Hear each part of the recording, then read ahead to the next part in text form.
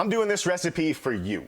More specifically, not all of you, just one of you. Subscriber numero uno from the very beginning from a year and a half ago, Blown Jeep 47. So when subscriber number one makes a suggestion for a recipe they want to see, of course I'm gonna make it. Dom, I appreciate all the support, man. This one's for you.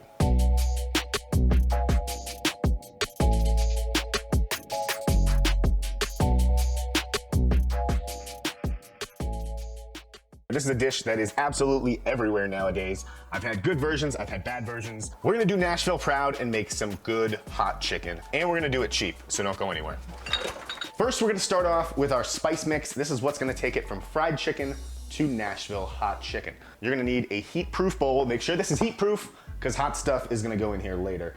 And we're gonna start with 1 tablespoon of brown sugar, 1 teaspoon of paprika, half a teaspoon of garlic powder, as well as a teaspoon of chili powder.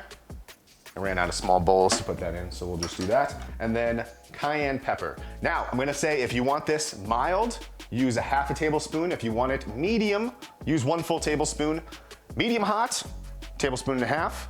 Get where I'm going here? Hot, 2 tablespoons, that's what I have here. If you want it Nashville hot, you can go from 2 to 2.5, 3 tablespoons, but do so at your own risk. I'm gonna start with 2 tablespoons. If you want it hotter, you can always add more. It's really hard to take the heat away.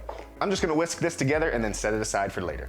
Next up, I've got my favorite pan, which is a well-seasoned cast iron skillet, nice and deep. We're gonna fill this about halfway up with a nice neutral oil. I've got vegetable oil here. You don't wanna go more than halfway because once we put the chicken in, it's gonna expand and you definitely do not want this boiling over on your stove, so please don't go more than halfway. Then we're gonna put this over medium-high heat and bring it up to 325 degrees. While that's coming up to temperature, we're gonna make our dredge for our chicken. So in 1 bowl, I have about 1.5 cups of all-purpose flour. I'm just gonna add about half a tablespoon of kosher salt, mix that in a little bit. Then in the second bowl, we're gonna crack 2 eggs. See if I can do it left-handed. Oh, all right, there we go.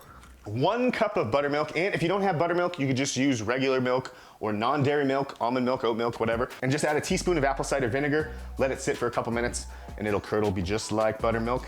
Then we're gonna add a few tablespoons of good old Louisiana hot sauce. Make sure you whisk it all together. All those eggs are broken down and incorporated. Once our oil comes up to temperature, we are ready to fry. When it comes to chicken, you can use whatever you like. I broke down a whole chicken, so I have most of it here. I used 1 breast and some wings earlier in the week, but I've got 2 legs and thighs, 1 breast. There's a couple tenders down there, but use whatever you want. If you want all boneless chicken, you could use boneless, skinless breast. That's totally fine. You could use just thighs, bone in or bone out. Totally up to you. Do whatever you want. All right, when we're ready to dredge the chicken, this is how we're gonna do it. We're gonna grab 1 piece of chicken, leg and thigh here. We're gonna go into the flour first. Make sure it's all coated, but shake off any excess. This is gonna give the wet mixture something to hold on to. So chicken's perfectly coated.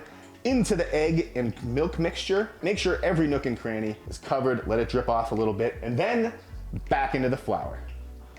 Toss it around, coat it real good. Shake off that excess, and then right on to a sheet pan to wait for frying.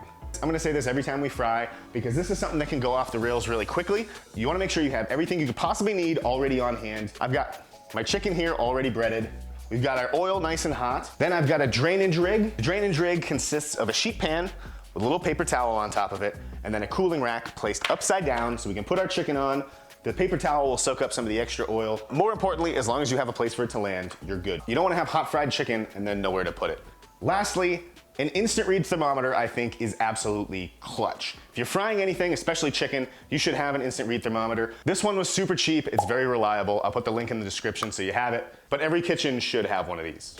And I also have some tongs for moving the chicken. And if you wanna feel like a true restaurant chef, every time you pick them up, you gotta give them a couple clicks.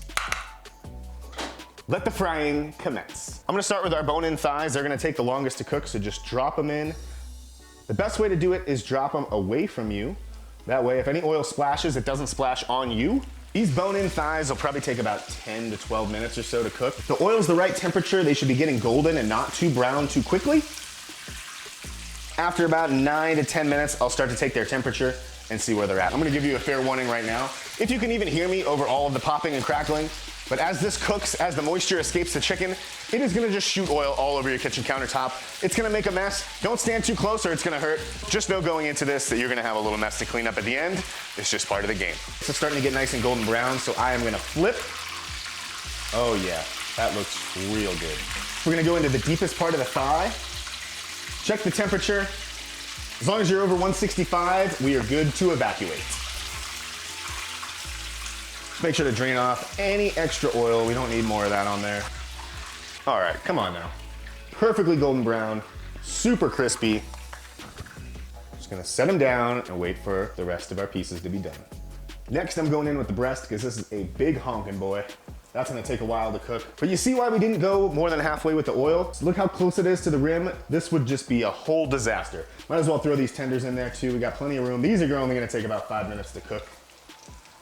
But toss those bad boys in. All right, our chicken is done and looking super crispy, but it is just regular old fried chicken at this point. Nothing about this says Nashville or hot. So what we're gonna do is take our spice seasoning from earlier. Remember, it's in a heat-proof bowl. We're gonna take 1 cup of our frying oil that was very carefully acquired, which I have right here. We're gonna add it to the spice mix. Whew, be careful, this is very hot. Whisk this together, make sure everything is all mixed in. Then you could do one of 2 things. You could do the dunk method, where you simply take a piece of chicken, dunk it in this hot oil mixture, set it back on this rack. Or you could do the brush method.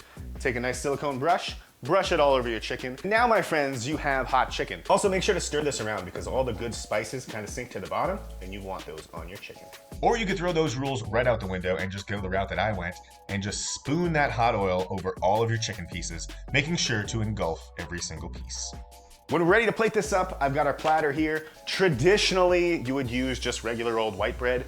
We ate all the bread yesterday, not thinking we need it for this video.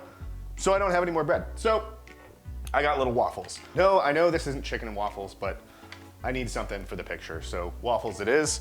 I'll put maybe the breast over here, couple legs like that. Throw a couple tendies in here. Ooh, falling apart and crispy. Bread and butter pickles. Ooh, throw them right on there. Maybe 3 or 4. There you go, Dom. Real Nashville hot chicken.